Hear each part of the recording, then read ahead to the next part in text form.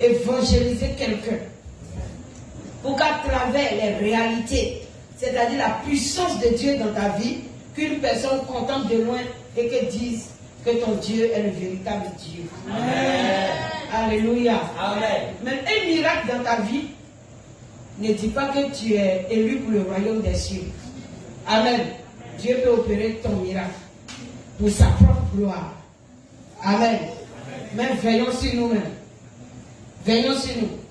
Vous voyez tout ce que Dieu a fait en Égypte, non? Vous avez vu, non? Mais quand le peuple s'est révélé, ils sont tous restés dans le désert. C'est le Dieu qui les a délivrés là, qui les a laissés mourir dans le désert. Parce que quoi? Ils n'ont pas voulu reconnaître ce qu'ils sont et ce que Dieu veut d'eux. Alléluia. Que Jésus nous bénisse. On va continuer à visiter la puissance du Seigneur par les fléaux de l'Égypte. Exode 10.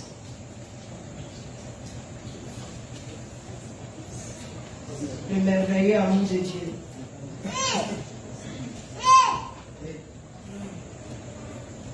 Mon frère, il y a un seul prédicateur.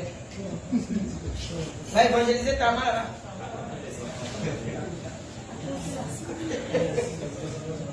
Dites aux enfants d'évangéliser leurs parents.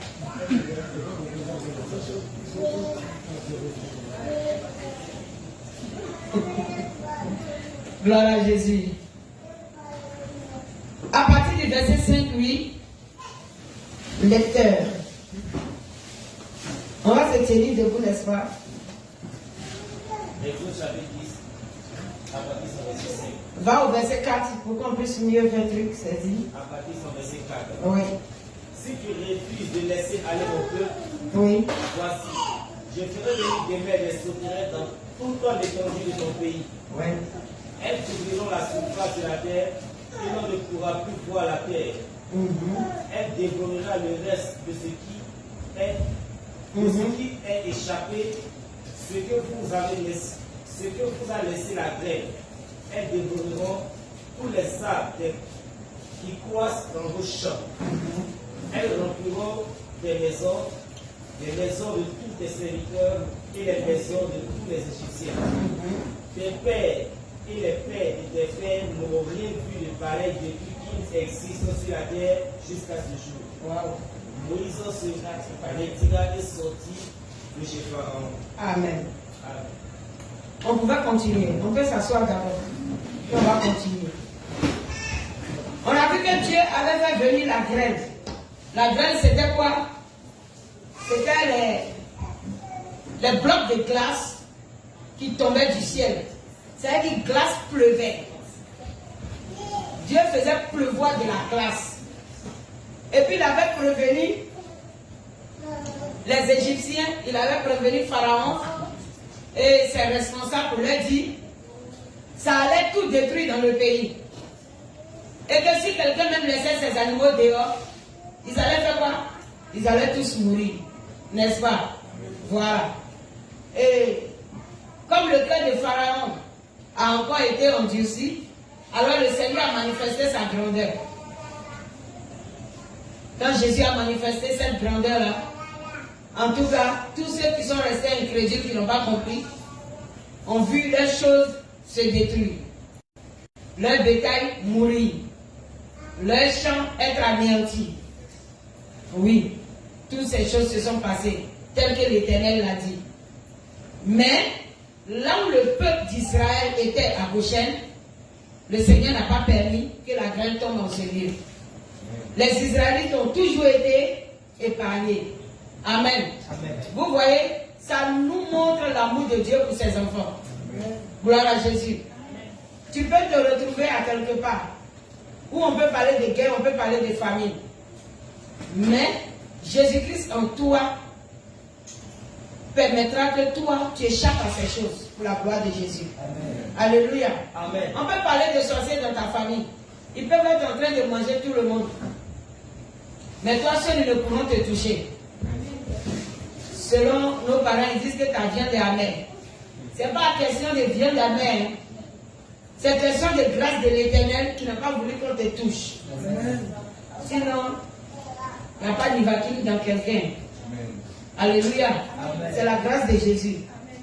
Quand le Seigneur ne veut pas que tu sois touché, tu ne seras pas touché. Alléluia. Donc c'est la grâce que Dieu nous accorde. Et ici, il est dit qu'à cause de l'incrédulité encore de Pharaon et de son peuple, le Seigneur a dit à Moïse, retourne encore vers Pharaon. Et puis dis-lui une fois encore que si tu ne laisses pas aller mon peuple, alors je vais faire tomber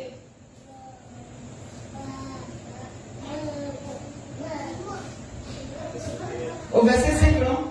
Oui. Voilà, il dit qu'il va faire venir quoi? Des sauterelles. Cette fois-ci, il parle de pluie de sauterelles qui va envahir tout le pays.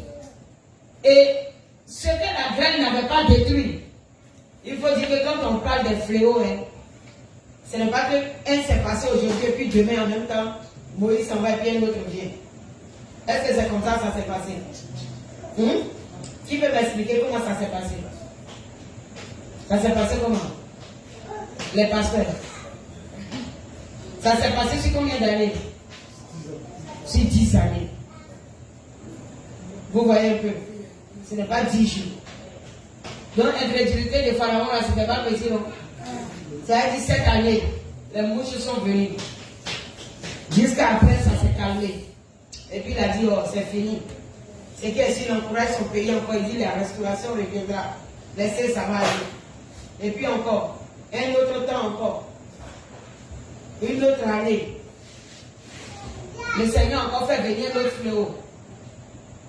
La glace est tombée du ciel. Ça a détruit toutes les récoltes. Les maïsos, le milo, les bléos, tout ont été détruits. Les animaux, dans les pâturages. Vous voyez que les pâturages se font dehors là. Les enclos là, ils font ça dehors. Et puis les animaux restent dedans. Mais le Seigneur a dit quoi? Tous les animaux qui sont dehors vont mourir. Mais qui va prendre tous ces détails-là pour faire entrer lui dans sa maison?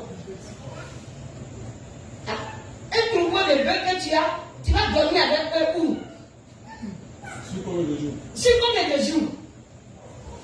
C'est ça aussi. Tu vas dormir avec ton troupeau de bœufs. Tu vas dormir avec ton troupeau de moutons. Tu vas dormir avec tous tes porcs.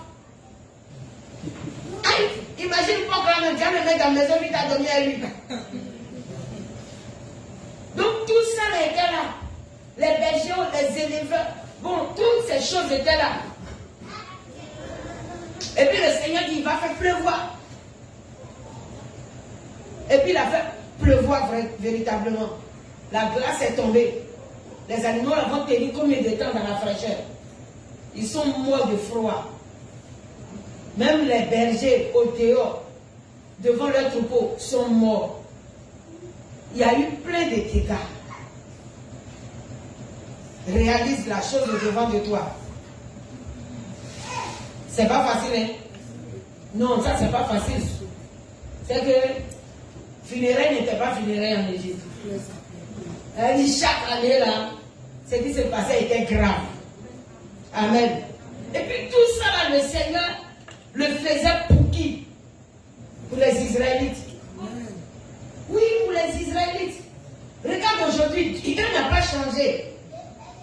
Aujourd'hui, lorsque nous examinons la parole de Dieu, ou lorsque nous la méditons, contemplons sur le plan spirituel toutes ces choses qui se sont passées physiquement autrefois. Sous Moïse, depuis Abraham jusqu'à parler de Moïse, tout et tout, quand je parle de l'Ancien Testament, ils ont vécu des faits physiques qui ont été pour nous des faits historiques, n'est-ce pas? Mais lorsque nous étudions le sacerdoce, la manière d'agir de Dieu n'a pas changé, mais seulement à partir de Jésus, les choses ont été transférées dans le spirituel. Alléluia. Amen. Vous comprenez? Donc la bataille continue. Est-ce que vous voyez un peu? Voilà, la bataille continue. Dieu agissait. Et physiquement, on pouvait voir les œuvres se passer. Alléluia. Aujourd'hui, Dieu agit encore. Et la chose se passe. Gloire à Jésus. Mais sur un plan spirituel. Alléluia. Amen. Il est le Dieu qui continue de toujours mener le combat en notre faveur. Pour dire que l'Israélite que nous sommes tellement précieux aux yeux de Dieu. Quel que soit le temps que Dieu met, que tu appelles des temps de retard, laisse-moi te dire que Jésus n'est jamais en retard. Amen. Il vient au moment propice. Amen. Il agit au moment qu'il faut agir. Amen. Amen. Et il agit toujours pour sa gloire. Amen. Regardez le temps qu'Israël a passé en Égypte. Combien d'années dans la servitude? Ils ont passé combien d'années dans la servitude? 430 ans dans la servitude. Le Seigneur a prédit cela. Et le Seigneur a réalisé ce qu'il a dit. Donc c'est pourquoi ce qu'il a déclaré sur ta vie va se réaliser. Amen. Non, ce qu'il a déclaré va se réaliser. Amen. Alléluia. Il y a des combats à mener pour arriver à la victoire. Et la seule chose que Dieu demande, c'est que Dieu demandait aux Israélites, c'est d'être attaché à lui, Dieu seulement, et d'être obéissant. Alléluia. Et c'est la seule chose qu'aujourd'hui, le Seigneur nous demande encore. L'attachement à Dieu et l'obéissance. Lorsque nous sommes attachés et que nous sommes obéissants, alors l'Éternel combattra pour nous. Amen. Amen. Amen. Qui a foi que l'Éternel combat pour nous. Amen. Oh, Jésus soit glorifié. Amen. Donc, on continue. Le Seigneur nous dit, au verset 6, n'est-ce pas? C'est là-dessus. Il dit, elles rempliront tes maisons, les maisons de tous tes serviteurs et les maisons de tous les Égyptiens. Tes pères et les pères de tes pères n'auront rien vu de pareil depuis qu'il existe sur la terre jusqu'à ce jour. Moïse se retira et sortit de chez Pharaon. Les serviteurs de Pharaon lui disent, jusqu'à quand cet homme sera-t-il pour nous un piège? Waouh! Ça veut dire à partir de là, l'ennemi commence à réaliser que toi, ton affaire n'est plus simple. Amen. Non, il faut que l'ennemi remarque que ton affaire n'est pas simple. Amen. Gloire à Jésus. Amen. Oui, il doit remarquer cela. Parce que il a analysé avant de t'attaquer. Il a analysé que toi, tu n'as pas de médicaments, tu n'as pas de fétiche. Donc, il s'est dit que quoi, tu es une personne vulnérable. Mais dis à quelqu'un, ton ennemi s'est trompé. Ton ennemi s'est trompé. Alléluia. Amen. Ah, ton ennemi s'est trompé. Il ne sait pas que tu as un Dieu redoutable. Amen. Il croit que tu as une personne vulnérable, mais dans le secret, tu as un Dieu redoutable. Amen. Gloire à Jésus. Amen. Il ne sait pas que toi, ton palabre là, tu ne le fais pas de toi-même. Alors qu'il y a quelqu'un qui est là qui fait le palabre à ta place. Amen. Amen. Amen. Que la gloire revienne à Jésus. Amen. C'est seulement parce que tu es un enfant qui n'aime pas provoquer les gens. Sinon, celui qui est derrière toi, il est trop gros. Amen. Amen. Donc, quand les agents de l'ennemi viennent et puis nous voient, ils pensent que nous sommes sans force, que nous sommes sans défense. Ils ne savent pas que derrière nous, dans le secret, est caché le plus fort. Amen. Ah, non, acclame-moi Jésus-Christ.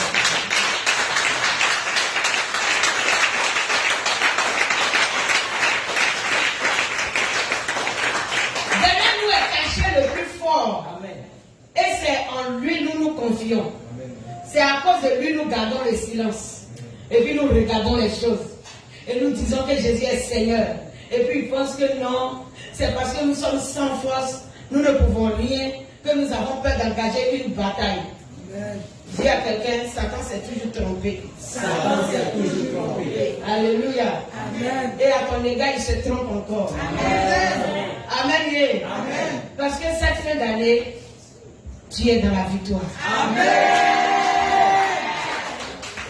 Malgré ses plans, quels que soient les assauts de l'ennemi, je déclare que tu es dans la victoire. Amen. On va voir un peu comment cela s'est passé.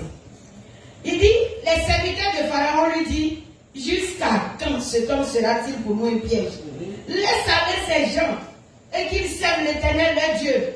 Ne vois-tu pas encore que l'Égypte périt? Aïe, aïe, aïe. Ouais, c'est là, ça a commencé à chauffer. Attends encore Jésus.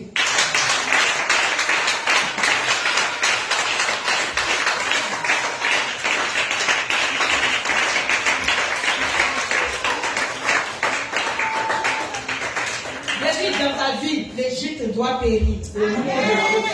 Alléluia. L'Égyptien qui te combat doit mourir. L'Égyptien qui te combat doit mourir. L'Égyptien qui te combat doit mourir. Il va abandonner la bataille. Non, il va abandonner la bataille. Oui, il est obligé. Ah, merci frère. Il est obligé. Gloire à Jésus. Parce que nous sommes fils de Dieu. Amen. Oui, nous sommes le fils du Jésus. C'est le Jésus. Qui est là, qui est caché. On dit il est qui même, mon frère. Il est celui qui est. Alléluia. Amen. Non, provoque-moi et tu verras qui est mon Dieu. Amen. C'est tout ce que le Seigneur fait. J'ai dit, il laisse l'ennemi te provoquer. Parce que lui, Dieu veut se manifester à Satan. C'est pourquoi n'apprenez pas à pleurer devant les situations. Non, laissez la chose de la main de Jésus.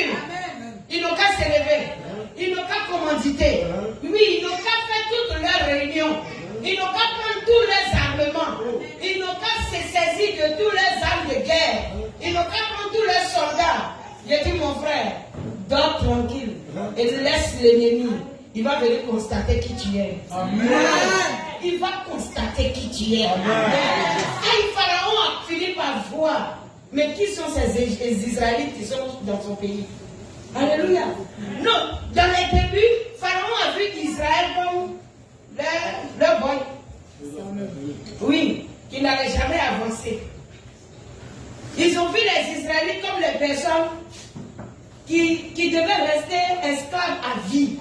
Ça veut dire pour eux, ils ont reçu un peuple qui est leur esclave, et puis eux, ils sont les rois. Or, mais derrière ce peuple esclave que lui voyait se trouvait le roi des rois. Amen. Aujourd'hui, Satan, les liens de famille, pensent qu'ils t'ont mis sous esclavage. Yes. Dis à quelqu'un, ils seront surpris. Ils seront surpris. Amen.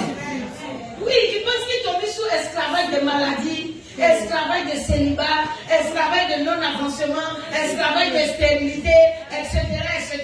Mais ils seront surpris. Gloire à Jésus. Amen. J'ai dit, Satan sera surpris le jour qu'il te verra dans la robe blanche.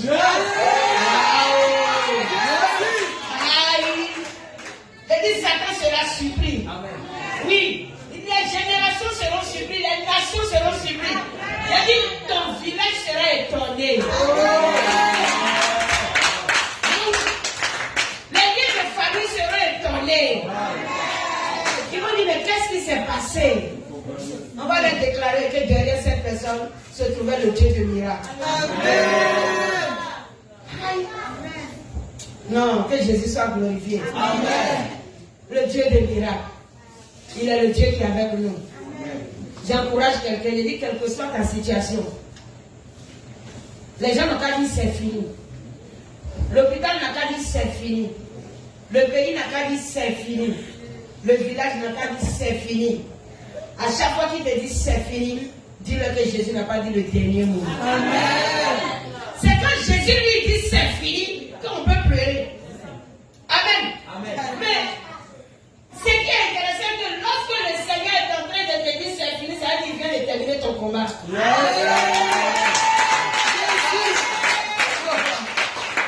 Il dit c'est fini. Il vient de terminer ton combat. Amen. C'est tout. L'ennemi, quand il prononce c'est fini, il croit qu'il t'a déjà détruit. Mais quand le Seigneur vient et te dit c'est fini, elle dit il n'y a plus de problème pour toi. Amen. Amen. C'est là que la gloire commence maintenant. Amen. Quand il te dit c'est fini, ça dit l'ennemi a déjà échoué. Amen. Non, c'est merveilleux. Amen. Alléluia. Amen. Ouais. On va continuer. Verset 8. On fit revenir vers Pharaon, Moïse et Aaron. Allez leur, dit-il, servez l'Éternel, votre Dieu.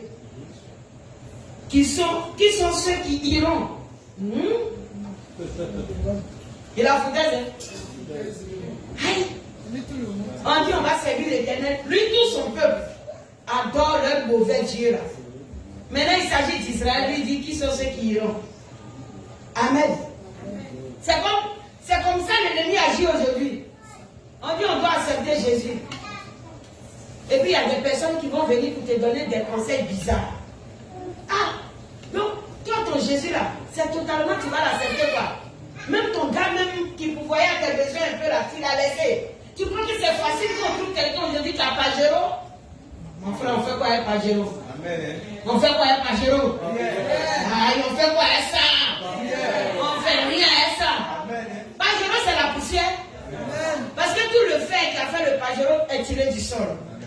Alléluia. On ne fait rien avec ça. Il y aura toujours un pharaon qui va te dire, il ne faut pas accepter totalement Jésus.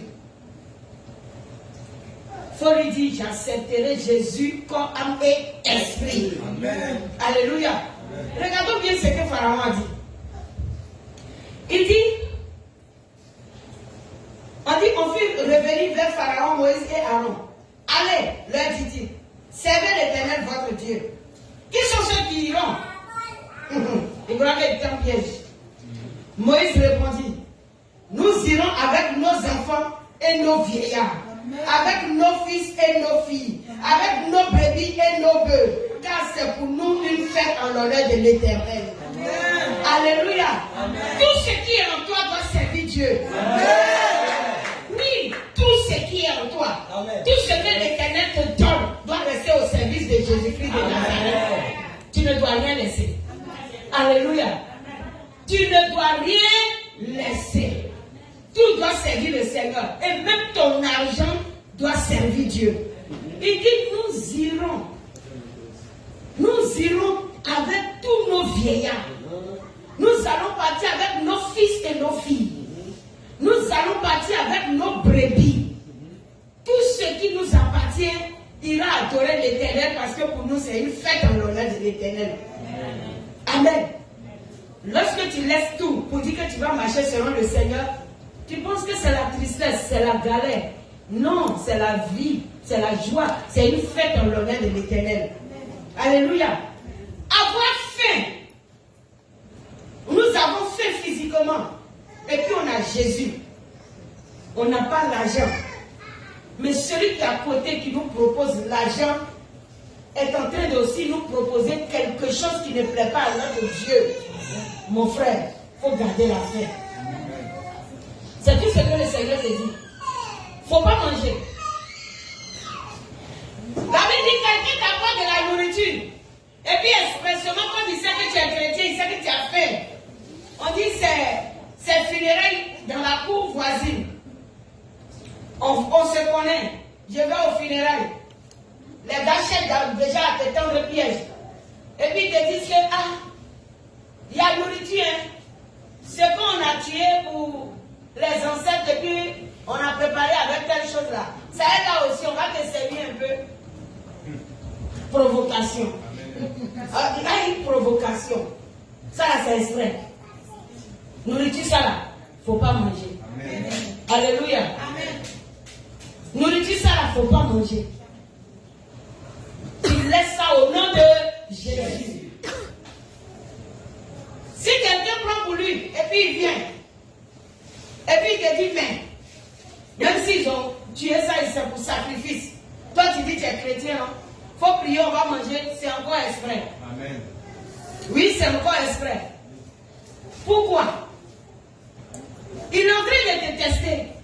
Il veut te tendre piège. Pour que quoi? Les flèches qui seront lancées au funérailles puissent t'atteindre. Mais lorsque tu résistes au piège de l'ennemi, il est vaincu d'avance. Amen. Apôtre Paul pouvait nous dire dans le livre de Corinthiens, il dit, si quelqu'un te dit cette viande est sacrifiée aux idoles, ne mange pas à cause de la personne qui t'a dit. Sinon, dans la réalité, il n'y a pas de viande sacrifiée aux idoles. Yes. 1 Corinthiens combien? 6? Qui veut chercher avec moi? Corinthiens 8. Prenez vos Bibles. On va aller un peu parler de ça.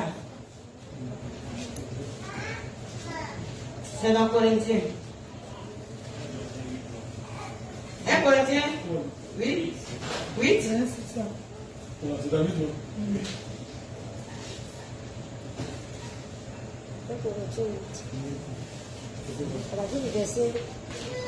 Oui.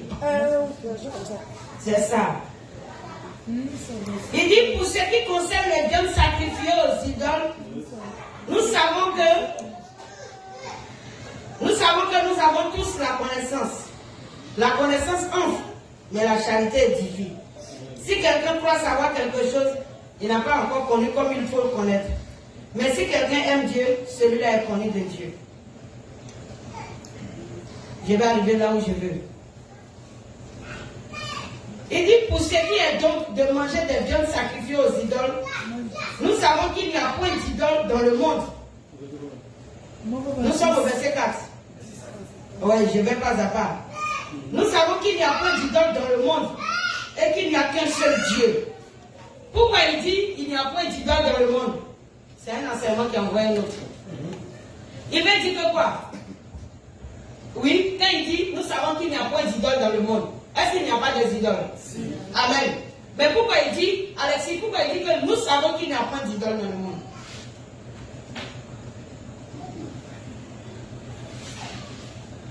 Oui.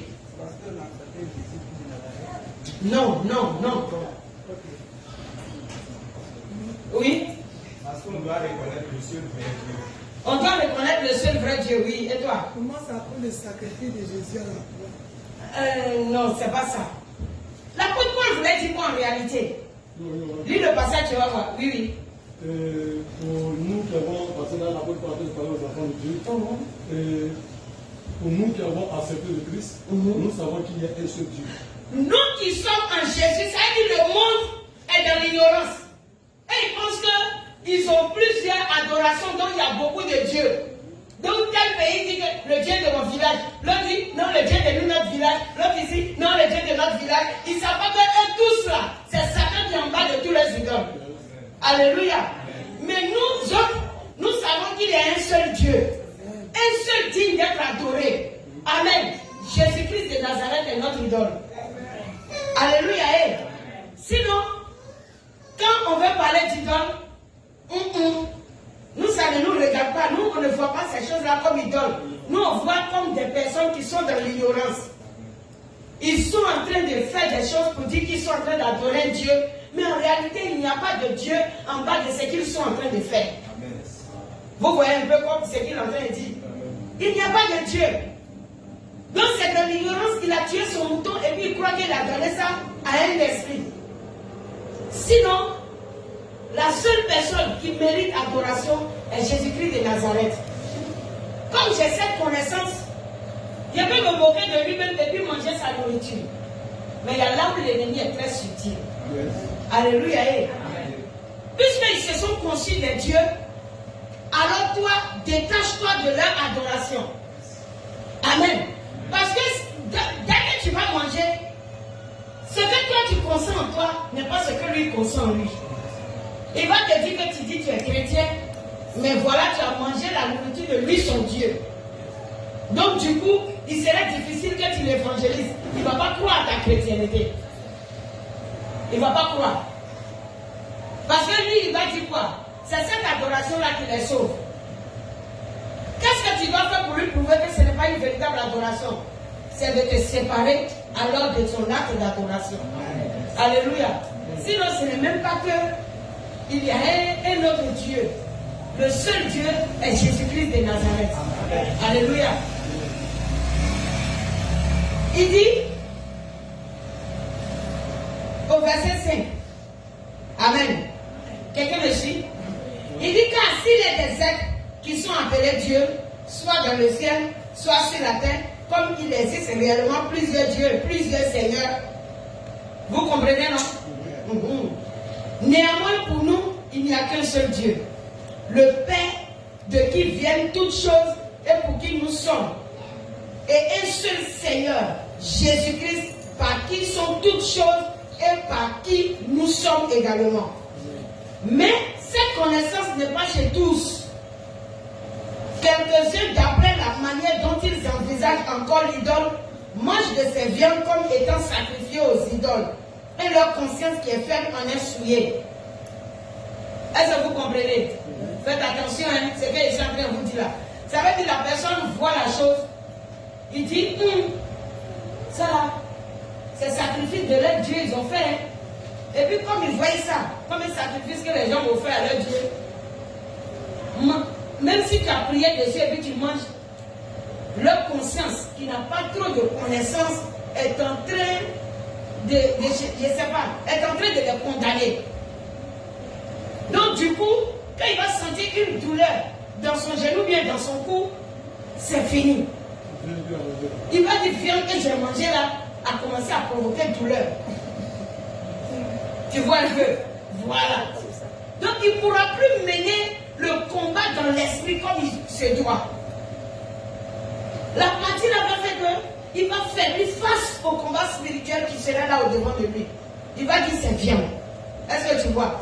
C'est pourquoi l'apôtre Paul te dit, il ne faut même pas t'approcher de toutes ces choses-là pour que l'ennemi à quelque part trouve une faille dans ta vie. Ne touche pas. Amen. Je continue, verset 8, non? Il dit, ce n'est pas un aliment qui nous rapproche de Dieu.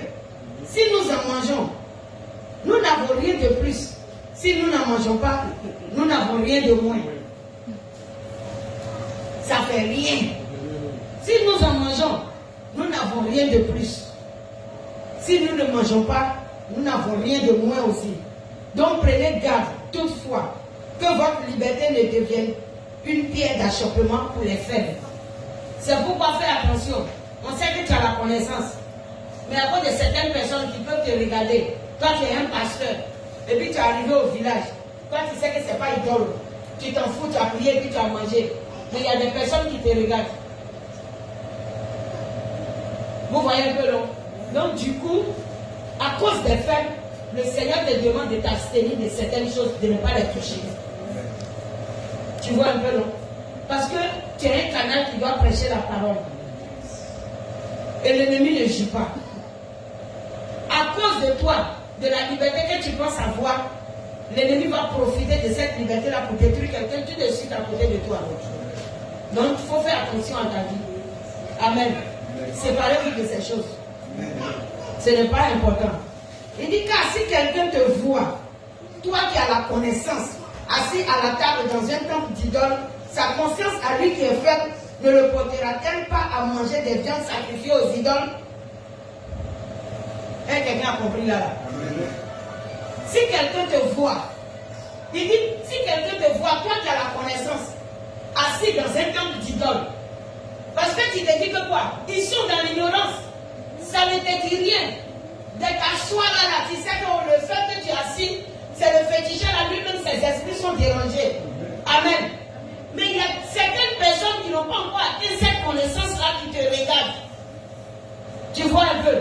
Donc, quand il t'a vu là-bas, il ne comprend pas comment est-ce que le chrétien peut s'approcher peut-être d'un temple d'idole.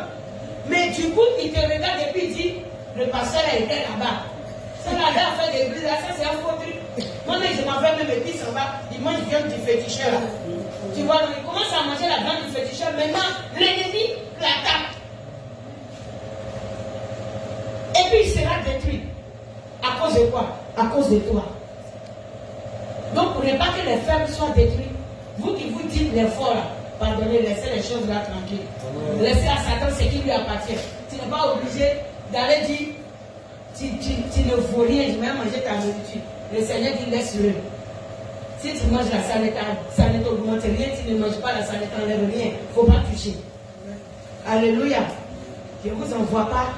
Allez manger au village pour dire, maman dit que j'ai connaissance, que je peux manger.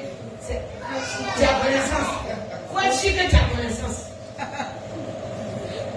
Hein? Je t'ai prévenu. Faut être sûr que tu as connaissance. Donc il est mieux de ne pas manger. Il ne faut pas toucher. Maintenant, si tu arrives chez toi, que tu as payé ton poulet, tu as mangé, ça a fait quoi? Tu n'as pas mangé leur poulet là, ça fait quoi? Parce qu'il y a des gens, ils ne voient pas nourriture pour laisser. Il te dit, ils ne voient pas nourriture pour laisser. Fais attention. Que ta main ne touche pas à tout. et que ta bouche ne goûte pas tout aussi. Sois sage. Amen. Voilà. Et il dit, et ainsi, le faible périra par ta connaissance. Le frère pour lequel Christ est mort. En péchant de la sorte contre les frères et en blessant leur conscience faible, vous péchez contre Christ. C'est pourquoi, si un aliment scandalise mon frère, je ne mangerai jamais de viande afin de ne pas scandaliser mon frère. C'est tout. Donc si un aliment scandalise, je ne mangerai jamais de viande pour ne pas scandaliser. Ça peut aller. Que Jésus soit glorifié. Amen. Donc nous retournons à notre texte.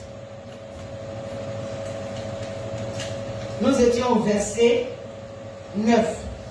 Moïse répondit, nous irons avec nos enfants et nos vieillards, avec nos fils et nos filles, avec nos brebis et nos bœufs, car c'est pour nous une fête en l'honneur de l'Éternel.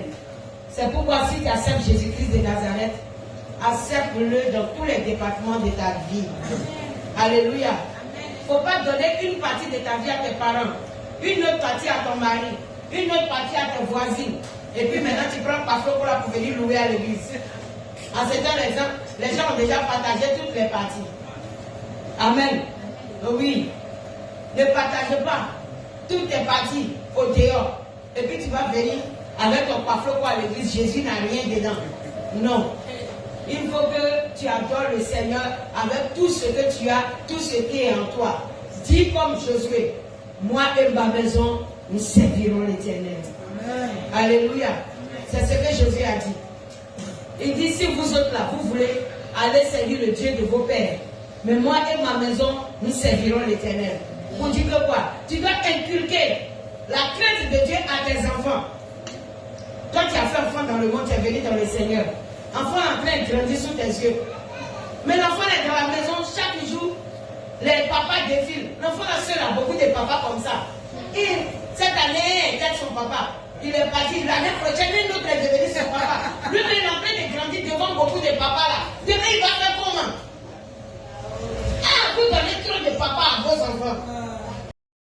Ah, si un papa est parti, attrape ton cœur, prie le Seigneur pour que le papa qui soit venu soit le vrai papa. L'enfant ne sait plus qu'il appelle papa maintenant. Ah, l'autre ça va, lui-même, il se lève le matin et il te demande, maman, et mon papa l'autre là? Jusqu'à il va identifier les choses. Et mon papa qui était long, il est mince là. Lui, il est gentil. Mon papa court là. Lui, il est pas trop. Alléluia. Pardonnez. Servez l'Éternel avec tout ce qui vous appartient. Ne donnez pas trop de papa et trop de maman aux enfants. Et les hommes aussi, c'est pareil. L'enfant est là. Beaucoup de mamans défilent à la maison. Maman, elle a fait 3 mois seulement en train de préparer. Après ça, c'est fini, elle est partie. Tu as soulevé encore une autre maman. Ou bien il y a une maman du matin, il y a l'autre maman du soir. Jusqu'à l'enfant même s'arrête là pour dire, maman, toi tu es gentille. L'autre maman là, elle qui vient tel jour là. Hein? Il y a ta maman qui vient ici. Voilà. L'autre maman là, elle est méchante. Quand elle vient là, elle ne m'apporte rien. Quand tu m'envoies biscuit, voilà. Les mamans sont beaucoup. Les papas sont beaucoup et les mamans sont beaucoup. Servez l'Éternel avec tout ce qui vous appartient. L'enfant est en train de voir ça. Tu crois que demain il va faire quoi? Non, il va faire la même chose. Et puis tu vas dire, hé, mon enfant là ne m'écoute pas. Toi-même là, tu as écouté le Seigneur. Attention. Si trop de papa va détruire ton enfant, il est mieux de ne plus avoir de papa. Il faut le laisser orphelin. Au moins Jésus sera son papa. Si tu as donné Jésus seul comme papa de ton enfant, c'est mieux. Amen. Est-ce que c'est pas mieux? Que Jésus soit son papa. Pardonnez. Laissez beaucoup de papas là. Alléluia. Je continue le verset 10. Pharaon leur dit que l'Éternel, non? C'est ça, non? Voilà. Pharaon leur dit que l'Éternel soit avec vous. Tout comme je vais vous laisser aller, vous et vos enfants, prenez garde car le malheur est devant vous. Il faut lui dire feu. Feu. Il n'a pas dit ça de son cœur. Parce que dès qu'il a fini de dire ça, sa pensée encore a changé. Il dit non, non. Allez, vous les hommes. Et servez l'Éternel. Car c'est là que vous avez demandé. Et on les chassa de la présence de Pharaon. L'Éternel dit à Moïse, vous voyez, le Seigneur n'accepte pas cela. Il n'accepte pas que nous donnons une moitié à l'Éternel. Ce que l'Éternel veut, c'est la totalité. Amen. Oui. Donc, en réalité, nous, on ne négocie pas avec. Non. On allume. Regardez. Vous savez, quand il dit on allume, ce n'est pas que nous, c'est nous qui allumons. La seule chose que le Seigneur nous demande, c'est notre détermination. Voilà, le feu là, l'Éternel va mettre. Gloire à Jésus. Moïse a dit, on ne va pas bouger. Il dit, allez-y. D'accord, allez-y servir l'Éternel. Et puis il dit, non, mais c'est pas normal, vous allez partir là. Qu'est-ce qu'il faut que vous allez revenir? Satan ne veut pas ta conversion. Il veut que tu ailles à l'église et que tu retournes dans le monde. On lui dit, je ne peux pas faire ça. Alléluia. On ne peut pas faire ça. Gloire à Jésus. Il dit, non, allez, vous les hommes. C'est ce que vous avez demandé, allez-y. Donc si nous les hommes, on va laisser nos femmes et nos enfants puis nos biens. On ne peut pas faire ça. Le Seigneur ne prend pas moitié. Alléluia. Un pied dedans, un pied dehors, c'est dehors.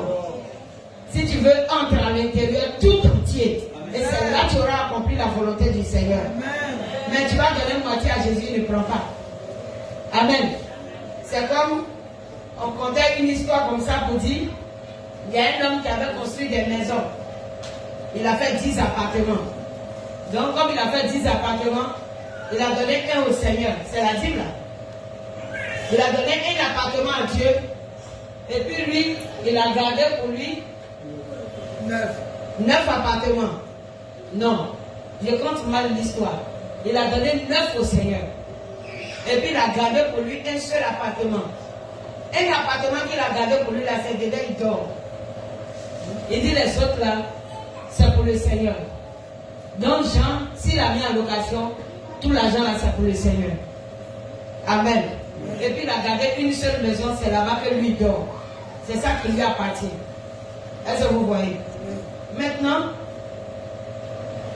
il fait un songe où les esprits entrent dans sa maison et puis on l'attaque à chaque fois.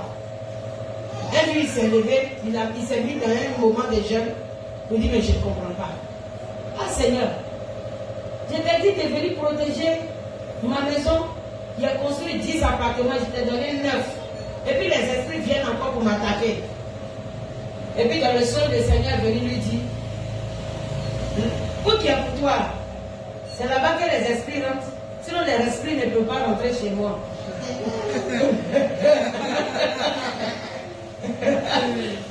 Vous voyez comment le Seigneur parle, non? Ah! Vous dites qu'en réalité, est-ce que Dieu dort dans la maison? Il ne dort pas dans la maison. Donc si tu as quelque chose, tu construis ta vie, donne-toi entièrement à Jésus-Christ de Nazareth. Amen. Il dit, c'est parce que ça pour toi, c'est que tu sais que tu peux mener le combat de là-bas. C'est pourquoi j'ai gardé ça pour toi. Donc quand ça s'est passé ici, il s'est réveillé le matin. Il dit, Seigneur, il faut prendre tous les appartements. Il faut prendre tout. Qu'elle a fini de donner tout au Seigneur. Et notre jour encore, les esprits sont arrivés. Et puis ils sont bloqués devant la porte. Il ne peut pas rentrer, il tape maintenant, Lui, il est couché sur son lit. Et puis il voit un ange de l'Éternel qui s'en va. Il ouvre la porte, il dit, oui, il y a quoi? Les témoins ont fui. Il dit, déjà c'est comme ça. À partir d'aujourd'hui, je ne garde plus rien pour moi-même. Je donne tout à Dieu. Quand le Seigneur dit de lui donner, au fait, ça pour te protéger toi-même. Amen. Les gens ne savent pas que c'est pour les protéger eux-mêmes que le Seigneur dit donne-moi tout. Tu ne veux pas me donner ton foyer, tu aimes trop ton mari. Ok. Et me laisser, il va te frapper toujours. Amen. Tu ne veux pas donner ton travail à Dieu. C'est toi toujours les temps où on dit on est en train de prier, c'est toi toujours ton patron a besoin de toi, tu es parti. Le danger va t'arriver là-bas, puis le Seigneur ne va pas intervenir. Amen. Donc, il faut savoir réfléchir et donner à Dieu ce qui est à Dieu. Amen. Moi-même, je me souviens d'un songe que j'ai fait pour moi, c'était, j'ai traversé des difficultés. J'ai dit, j'étais dans la voiture, dans une voiture qui était conduite par un chauffeur, moi-même j'étais derrière. Et puis, bon, la partie où on allume la radio là, on joue musique, on met cassette là. C'est comme il y avait un démon qui était là. Et puis, il tend sa main. Pas que le Seigneur Jésus est assis à côté, première place. Le chauffeur est ici. Et puis, le démon est devant là. On joue le cassette là, moi je suis assis derrière. Et puis, il met sa main, il veut me trembler. Je suis là, je lutte. Ah! Il enlève sa main, il échoue. Après, ça reprend encore. J'étais fatigué, oui, il devait m'atteindre là, j'ai crié. J'ai dit, Seigneur, mais tu es là, tu ne vois pas. Il dit, mais c'est pas moi qui conduis la voiture. J'ai dit, aïe. Non, il lui a assis à côté. Il dit, n'est pas le chauffeur de la voiture. Tu as vu? Ça veut dire que j'étais en train de prendre une décision personnelle. Et dans ta décision personnelle, l'ennemi va t'avoir. Donc, il m'a dit ça. L'esprit a recommencé. Quand il a recommencé, j'ai dit, Seigneur, prends le volant. Mais dès que j'ai dit, Seigneur, prends le volant, c'est du type potable. Le chauffeur a disparu. L'esprit a disparu. J'étais là et puis le Seigneur a pris le volant.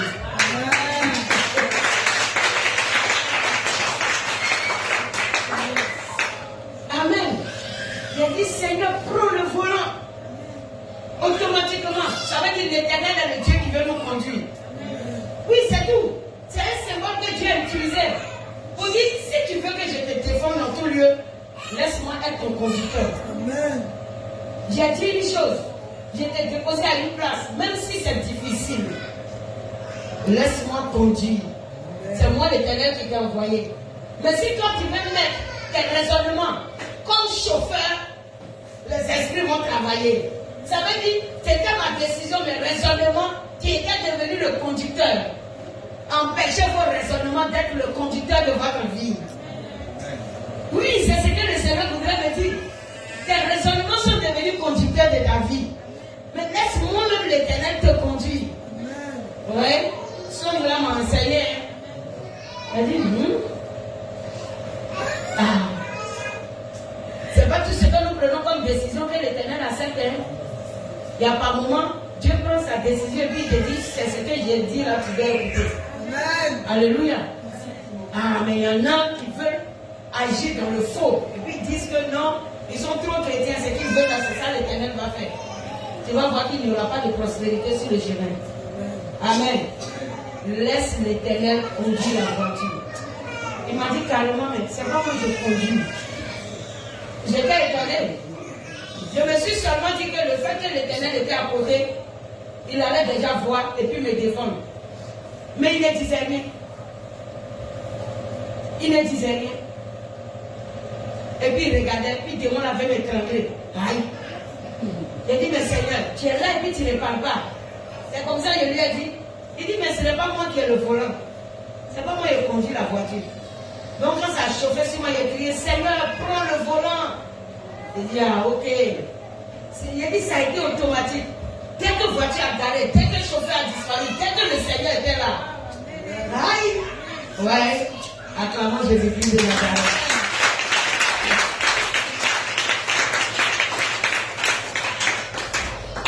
Que Jésus soit loué. Amen. Hein? Oui, allons-y. Selon ton songe là. Oui. Le Seigneur était là et il y avait une situation. Donc c'est dit que Dieu est dans notre vie. Tant que le Seigneur n'est pas invité, oui, il assiste. Il va assister. Parce que toi tu penses que tu peux faire la chose. Pourquoi tu prends une décision personnelle? Non, il va croiser les bras et il va te regarder.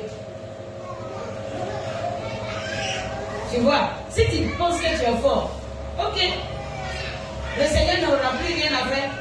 Si toi tu vas au puits que tu peux charger ta bassine, est-ce que tu appelles quelqu'un pour dire charge-moi? Non. Donc tous ceux qui sont venus puiser l'eau au puits vont te regarder, ils ne vont pas t'aider là. N'est-ce pas? C'est lorsque tu demandes à une personne de t'aider, il sait que Tu sens que toi, tu ne peux pas, tu manques de capacité. Mais le Seigneur est là, toi-même tu dis tu veux te battre. Il va croiser les bras, il va dire il faut te battre. Il va dire il faut te battre. Dieu agit dans sa justice. S'il vous plaît. Dieu agit dans sa justice. Amen. C'est tout, c'est comme ça que le Seigneur agit. Et puis, Jésus n'est pas papato. Si tu n'invites pas, il ne vient pas. C'est quand tu l'invites dans ton combat, alors il vient. Oui, il te donne ses règles. Si tu es d'accord, alors il prend le devant de la bataille. C'est tout. Mais si tu n'es pas d'accord, il est là et puis il te regarde. Quand tu seras fatigué, tu vas l'appeler. Voilà. Quand tu seras fatigué, il va t'appeler et tu vas l'appeler. On dit Jésus est sauveur. C'est tout. Si tu penses que tu peux te sauver toi-même, Jésus ne viendra plus te sauver. Amen. Ah. On dit c'est quelqu'un qui a fait accident, il s'est retrouvé à l'hôpital. Et puis le Saint-Esprit est venu le consoler, puis il est fâché. On dit il est en train de rouler voiture, ça va faire accident. Et puis il dit Saint-Esprit, oh! Accident, il dit boum! Il s'est retrouvé à l'hôpital. Ah, le Saint-Esprit est là. Il sera guéri. Il ne va pas mourir. Il dit il faut me laisser, Saint-Esprit. Quand il a crié là-bas, là, tu n'es pas venu. Il dit mais c'est pas mon rôle. On dit c'est Jésus qui est sauveur, moi je suis consolateur. C'est maintenant que tu as douleur, moi il faut te consoler. Si on le saurait, il fallait dire Jésus. Donc Dieu a ses principes. Oui. Si on veut comprendre par là, parce qu'on a tendance d'attendre de la bouche des gens. Oui. Quand il y a une situation, Saint-Esprit ou bien Dieu ou bien Jéhovah. Donc si on veut comprendre par là, Dieu c'est dans le nom de Jésus qu'il a investi toute sa puissance pour délivrer. Merci. Parce qu'il n'y a pas un démon que tu as chassé au nom de Saint-Esprit. Depuis qu'on fait délivrance, tu as une fois entendu quelqu'un dire au nom du Saint-Esprit, sort. Est-ce que tu as déjà entendu? Donc c'est fini. Chacun son rôle. C'est pourquoi Saint-Esprit dit moi je suis consolateur. On dit il y a un problème. Celui qui sauve là s'appelle Jésus. Qui a créé Saint-Esprit. C'est si tu es à l'hôpital que moi maintenant Saint-Esprit il vient et te console. C'est mon travail. Il dit non mais tu as dit où je ne dois pas intervenir, c'est là-bas tu m'as appelé, donc je ne pouvais pas venir. Maintenant ici là, quand il y a douleur là, voilà tu m'appelles là, je viens. Moi je suis là pour consoler. Je ne suis pas sauveur, je suis consolateur. Donc appelle le sauveur quand tu as besoin de salut. Amen. Ah, comment? On dit Saint-Esprit, soutiens ma foi au nom de Jésus. Tu vois non? Voilà. Si ta prière ne finit pas sur au nom de Jésus, tu n'as pas prié. C'est le nom de Jésus qui exauce les prières. Ce n'est pas Saint-Esprit qui exauce. C'est le nom de Jésus. Amen. Oui. Saint-Esprit est l'Esprit qui est avec toi. Il te fortifie, il te console, il t'enseigne, il t'oriente. Au nom de Jésus. C'est tout. Si tu as laissé le nom de Jésus, même si tu as crié Dieu le Père, Dieu le Père, sors, toi démon, au nom de Dieu le Père. J'ai dit, aucun démon ne va te répondre. Le démon ne va pas répondre. Parce qu'il n'est pas écrit dans la parole qu'il faut chasser un démon au nom de Dieu le Père. Un démon ne se chasse pas au nom de Jéhovah. Oui, un démon ne se chasse pas au nom de Rabbi. Un démon se chasse au nom de Jésus. Amen. Alléluia. C'est la justice de Dieu. Amen. C'est ça, c'est la justice de Dieu. On peut continuer. Je suis au verset. L'Éternel dit à Moïse, étends ta main sur le pays d'Égypte et que les sauterelles montent sur le pays d'Égypte. Qu'elles dévorent toute l'herbe de la terre, tout ce que la grêle a laissé. Ça veut dire un peu, qui avait résisté à la fraîcheur, à la glace, et qui avait commencé maintenant à sortir. L'année qui a suivi, Le Seigneur dit qu'il faut envoyer les sauterelles, ils vont tout détruire. Oui, il ne faut pas que l'Égypte va manger. Quand Pharaon va voir que la famine est tombée dans son corps, peut-être qu'il va prendre conscience. Alléluia. Donc tu vois comment Dieu, il ne joue pas. Hein? Il combat pour toi. Vous voyez un peu le sens de la bataille? Vous voyez la grandeur de la bataille? Le Seigneur ne joue pas. Et tout ça là, il a fait ça pourquoi? Pour Israël. Il dit, il est venu pour les brebis. N'est-ce pas? Les brebis perdues d'Israël. Gloire à Jésus. Il n'est pas venu pour le monde. Ça étonne, non? Jésus n'est pas venu pour le monde. Ça te mélange? Prends Jean 17.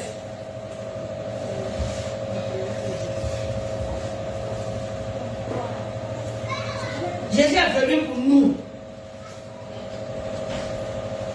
C'est pour nous qui ne sommes pas du monde là qu'il est venu. Sinon, il n'est pas venu pour le monde. Et moi et le païen dans une situation, l'Éternel va apporter son salut à cause de moi seul. Oui, c'est tout. Ou bien s'il veut les laisser mourir, un ange viendra m'enlever peut-être dans le car. Il va me mettre de côté. Et puis, le car va aller faire l'accident. Je serai moi seul épargné. Oui, c'est tout. Jean 17.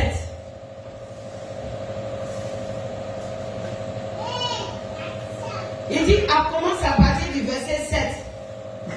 Qui va me faire la lecture? Jean 17 à partir du verset 7. Maintenant, ils ont connu que tout ce que tu m'as donné vient de toi. Car je leur ai donné les paroles que tu m'as données. Je leur ai donné les paroles que tu m'as données. Et ils les ont reçues. Ils les ont reçues. Et ils ont vraiment connu que je suis sorti de toi. Oui. Et ils ont cru que tu m'as envoyé. Oui. C'est pour eux que je prie. C'est pour eux que je prie. Le Seigneur prie pour qui? Pour ceux qui ont reçu la parole. Le monde ne peut recevoir. Est-ce que vous comprenez? Lui-même, il a dit que quoi? Le monde va vous haïr. Mais si le monde vous hait, c'est parce qu'il m'a haï avant vous. Parce que vous n'êtes pas du monde. Le monde ne peut vous recevoir. Est-ce que vous comprenez? Voilà. Donc, Dieu ne vient pas pour sauver tout le monde. Il vient pour sauver ceux-là qui ont en eux la parole. Ceux qui gardent la parole. Ceux qui marchent selon la parole. Ceux qui ont la connaissance de la parole. Ceux qui sont dans les principes de Dieu. Voilà.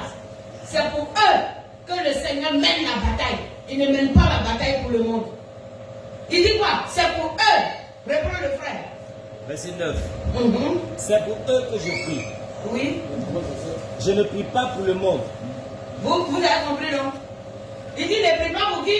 Pour le monde. Ah, est-ce que c'est moi qui ai parlé? Non. C'est le Seigneur qui a parlé. Il dit je ne prie pas pour le monde, c'est pour eux que je prie. C'est tout. Faut terminer. Je ne prie pas pour le monde, mais pour ceux que tu m'as donnés parce qu'ils sont à toi. Verset 10. Oui. Et tout ce qui est à moi est à toi. Oui. Et tout ce qui est à toi est à moi. Oui. Et je suis glorifié en eux. C'est tout. Voilà pourquoi il gagne la bataille. Parce que c'est là qu'on voit sa gloire. C'est en nous que Christ est glorifié. Il dit parce que je suis glorifié en eux. Ce qui est à toi est à moi. Est-ce que vous voyez? Le Seigneur dit, Jésus est en train de dire ce qui appartient à l'Éternel. Ça veut dire quoi? Les miracles, la guérison, la restauration, l'élévation. Ce sont des choses qui chantent chez Dieu. Et ça appartient à Dieu et ça appartient à Christ. Et Christ vient accomplir la volonté de Dieu dans notre vie pour que le Père soit glorifié. Alléluia. Amen. C'est tout. C'est pourquoi, quelle que soit la famille à laquelle tu appartiens, quel que soit le nom, même si dans votre famille il n'y a que des présidents, le Seigneur te demande sors et accepte Jésus. Amen. C'est tout. Viens accepter Jésus.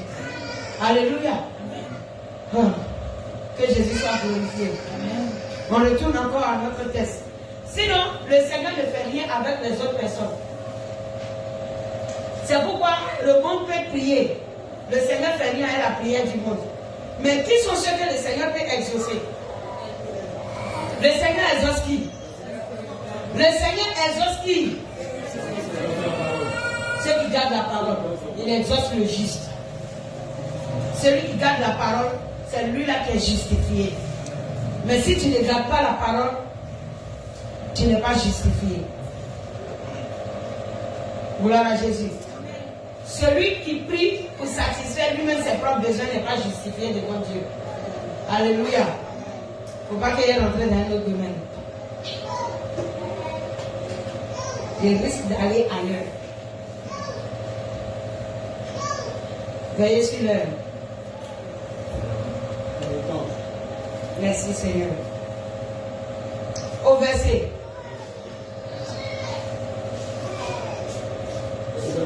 Verset 13. Verset 13. Moïse étendit sa verge sur le pays d'Égypte. Et l'Éternel fit souffler un vent d'Orient sur le pays toute cette journée et toute la nuit. Quand ce fut le matin, le vent d'Orient avait apporté les sauterelles. Les sauterelles montaient sur le pays d'Égypte et se posaient dans toute l'étendue de l'Égypte. Elles étaient en si grande quantité qu'il n'y avait jamais eu et qu'il n'y aura jamais rien de semblable. Elle couvrit la surface de toute la terre. Et la terre fut dans l'obscurité. Ça veut dire qu'on ne pouvait même plus voir terre. Donc imaginez comment la chose était. C'est-à-dire que le soleil sort dans la journée, non? Et puis on ne voit pas la lumière du soleil à cause de la foule de sauterelles. Ils étaient trop. Est-ce que tu peux imaginer le nombre? Non. On ne peut pas imaginer le nombre. Ça veut dire, c'est le noir, ça a mis le pays dans les ténèbres totales. Waouh. Notre Dieu, il ne mène pas petit combat. Hein. Lysiane, tu vois, non? Oh, c'est comme ça qu'il va mener le combat en ta faveur. Je te dis, au moment où ils vont se rendre compte au village là, tu es à la mairie.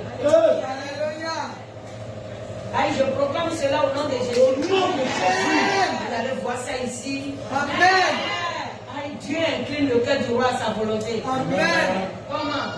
Le cœur de son mari, le mari qui a longtemps Dieu a incliné ça. Amen. Dieu regarde seulement le combat. De quelle manière elle mène le combat. Amen. Sinon la chose est déjà tracée. Amen. Oui, c'est déjà tracé. Tu vas voir la gloire de Dieu. Amen. Amen. Ma fille, ton enfant va pleurer dans ta main ici. Oh, yeah.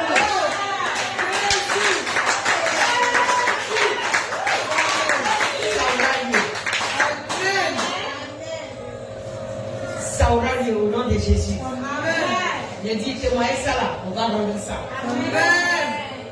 Au nom de Jésus, on va rendre témoignage là. C'est ça que l'ennemi ne veut pas, non? Mais il verra ton enfant dans ta main. Amen. Aïe. Il va voir sa joie. Ça serait une belle petite fille. Ça, c'est la prophétie. Elle va à son accomplissement. Son mari même va se demander, mais comment cela a été? On dirait que ça, c'est le doigt de Dieu. Ça, c'est le doigt de Dieu. Les magiciens de l'Égypte ont confessé que ça, là, c'est le doigt de Dieu. On ne peut rien faire, c'est le doigt de Dieu. Amen. Verset 15, elle couvrit la surface de toute la terre, et la terre fut dans l'obscurité. Elle dévorait toute l'herbe de la terre et tout le fruit des arbres, tout ce que la graine avait laissé. Il ne resta aucune verdure aux arbres ni à l'herbe des champs dans tout le pays d'Égypte. Aussitôt, Pharaon appela Moïse et Aaron et dit, j'ai péché contre l'Éternel votre Dieu. Aïe, aïe, aïe. Non, il faut acclamer le Seigneur pour ça.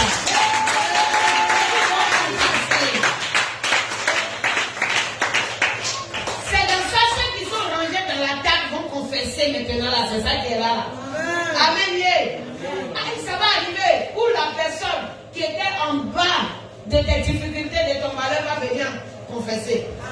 On dit, pardon, il faut prier pour moi.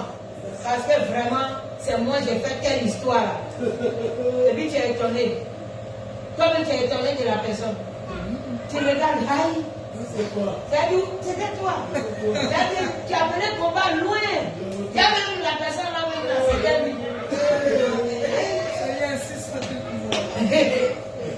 Amen. Ah, donc c'était toi. Ah. Oh. Vraiment, hein? C'est pas la peine.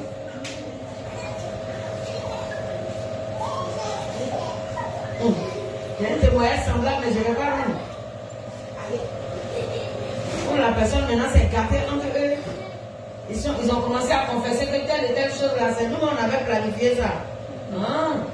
C'est parce que je dis, c'est gâté entre vous. C'est ça que j'ai dit la vérité. Ouais. Vraiment, l'homme est méchant. Il a dit gloire à Jésus. Il n'y avait pas rendre le témoignage seulement, c'est pas bon. Ok. Nous sommes au verset 17. Mais pardonne mon péché pour 7 fois seulement et priez l'Éternel votre Dieu afin qu'il éloigne de moi encore cette plaie mortelle. Hein? Est-ce que vous savez que c'est Pharaon qui demande prière?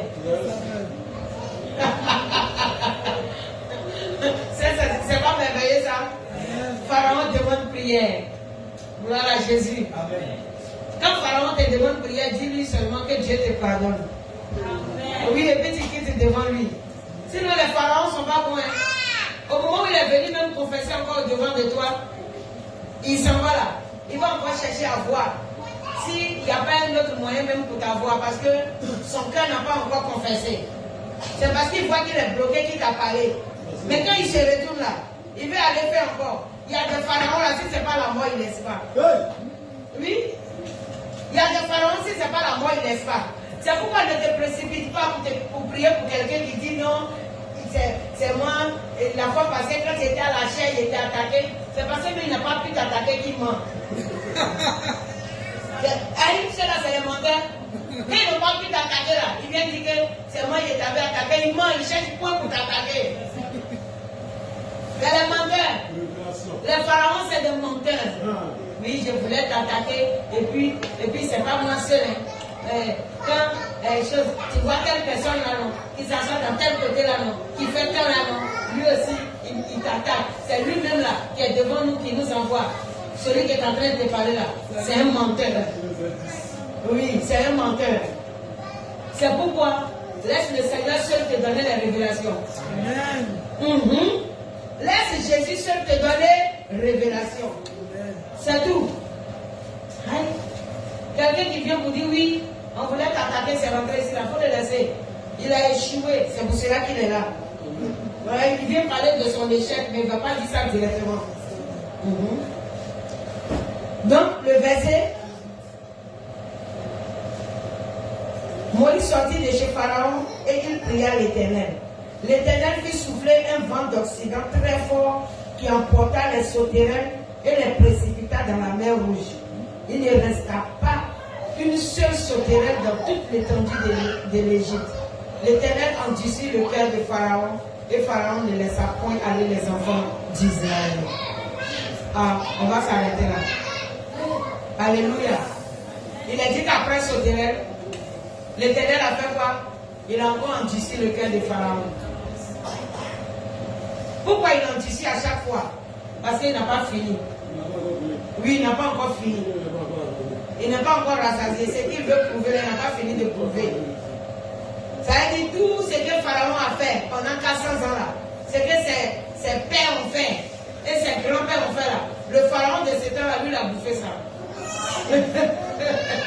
il a fait tomber l'iniquité de ses parents sur lui seul. Mais c'est ce qu'il a dit.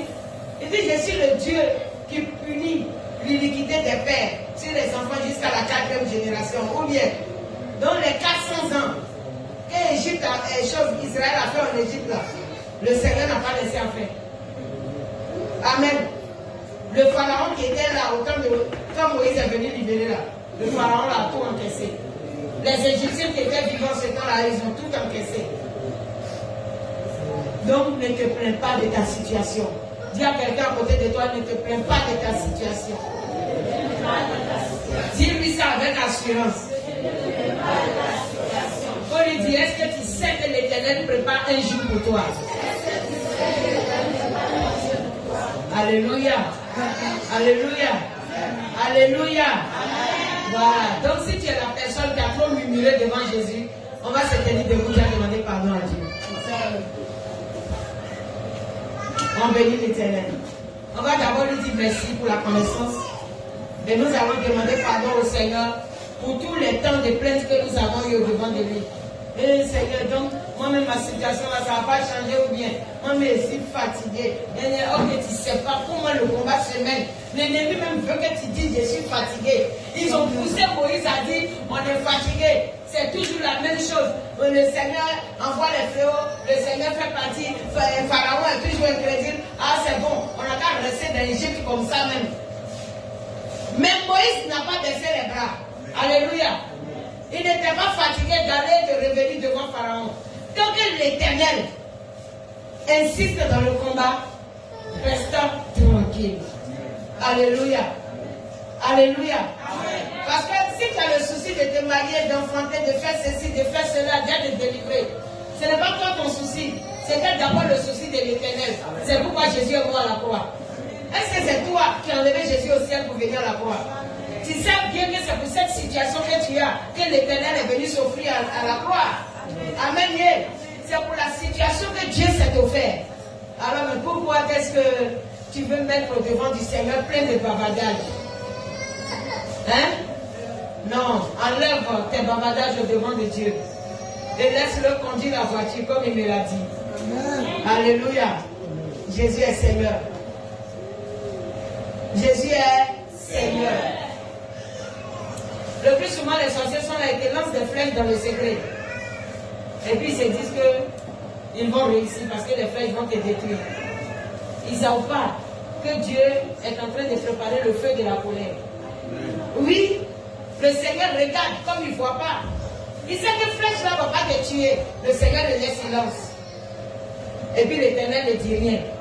Vous avez vu ce qu'il a dit à la sirène en Ésaïe 47 là, non? Il dit, tu as pressenti ton jour sur le vieillard. Parce que je l'ai livré en tes mains, tu n'as même pas eu pitié. Mais aujourd'hui là, aïe, quand le Seigneur s'élève,